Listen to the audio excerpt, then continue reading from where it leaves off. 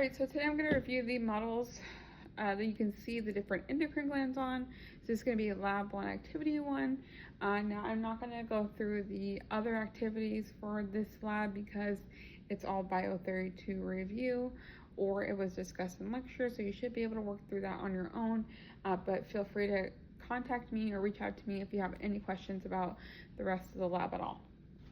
So going through the list, now your lab has a table showing you which models you can find which endocrine glands on. So for the first model is your torso model. First of all, you can find the hypothalamus. I will not be tagging the pituitary gland on this model just because our torso models sit on top of the desk. In order to see the pituitary gland, you would need to be tall enough to be able to look inside the cranial cavity, which I'm not, and I wouldn't expect my students to climb up on top of there, so I'll show you on a different model. But you should be able to see the hypothalamus, which is right here, number 10. That should be Bio 32 review. That is the hypothalamus. And the next is the thyroid gland. The thyroid gland sits right around the trachea below the larynx, so that is the thyroid gland there. It would be on either side, but there is muscles hiding the other side, so you can only see it on the left side of this neck. Next is going to be the adrenal glands. The adrenal glands you can find on top of the kidneys. The word to refer to the kidneys is renal, so that's a word to describe the kidneys, renal. And so adrenal glands or adrenal glands would be outside the kidneys. And so those are these two here are going to be the adrenal glands. And then next is the pancreas, which the pancreas is right there. It sits right above the intestines or below the stomach, because the stomach would sit there. So that is the pancreas. And then I'm going to take you over to the male model so I can show you the testes. And so the testes would be here, or a single testis would be there. Talking about two would be testes. Okay, so the next model for the Endocrine 1 lab is going to be the bust model. Kind of similar to the torso model. You're going to be able to find the hypothalamus right here at number 14 on this model. It was number 10 on the torso model, but there is the hypothalamus. This model, though, you can see the pituitary gland. You can see it well. It's number 19 right there. That is the pituitary gland. Now, this model doesn't show the difference between the anterior and posterior pituitary, but know that there are two parts, anterior and posterior pituitary glands. And then the thyroid gland, now it's kind of hard to find out, but if you remember, it's hugging around the trachea below the larynx. Then you should see it right there. That little piece of glandular tissue is going to be the thyroid gland. Now you'll notice that anytime you look on these models, that glandular tissue looks pretty much the same. So if you see this kind of tissue, you know it's at least a gland.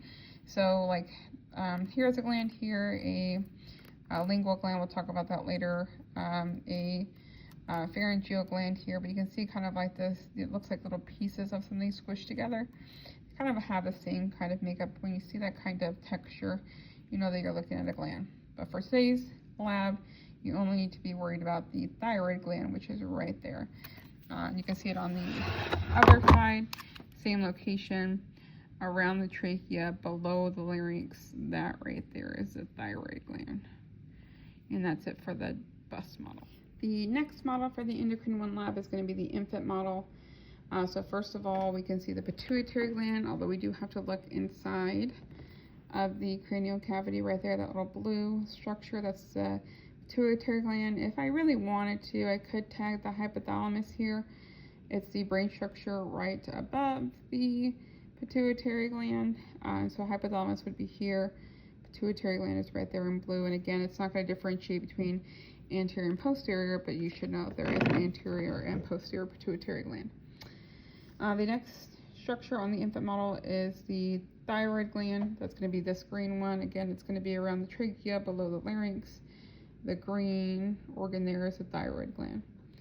Next, the thymus gland. We are only going to find the thymus gland on our infant model because the thymus gland actually atrophies as we age. So it's actually going to degenerate and get smaller as we age because it's going to help us develop our immune system, specifically our T cells. And so as we get older and our immune system is more developed, we need that thymus gland less and less. So it will degenerate or atrophy as we get older. Next is going to be the adrenal glands. So you have to look on the inside here. So those, and I guess I'll just lay him down so I can see. Ooh. Right there. Okay. So adrenal glands are going to be these two orange structures on top of the kidney. So this is an infant model, so organs are still shifting, moving around. But here's the kidney, and then that's going to be the adrenal gland we're looking for. That's the endocrine gland, another kidney, and then that's the adrenal gland. I just use the kidneys as a reference because your adrenal glands sit right on top of the kidneys. And then there's actually one on the back side. Again, here's a kidney, and then the adrenal gland sitting right on top. Next is the pancreas, which I'll keep him laying down to see the pancreas. That's going to be that white organ right there. That is the pancreas sitting there. And then the last thing is going to be the testes. So we only can see one testis there. There would be two, but only one is cut out to see the actual testis. The outer portion would be the scrotum, but that is the testis right here. If we're talking about two, it's testes. And that is it for the little baby infant model. Okay, and then the last model for the endocrine system 1 lab is going to be Sliceman, and we only need 2 slices to be able to see 2 different endocrine glands on this model. And so the first slice we're going to look at is slice number 7. Here's 6. This would be 7, where the shoulders and the clavicles are. Clavicles right there. And we're looking for the thyroid gland here. So here's the thyroid gland right there. And then, it, like I said before, it sits around the trachea. And we know that this is a trachea because the trachea is made from C-rings, which we'll learn about a little bit later. But this is the thyroid gland here. And then if we travel down, we're going to be looking for the pancreas next. And that is going to be on slice 12.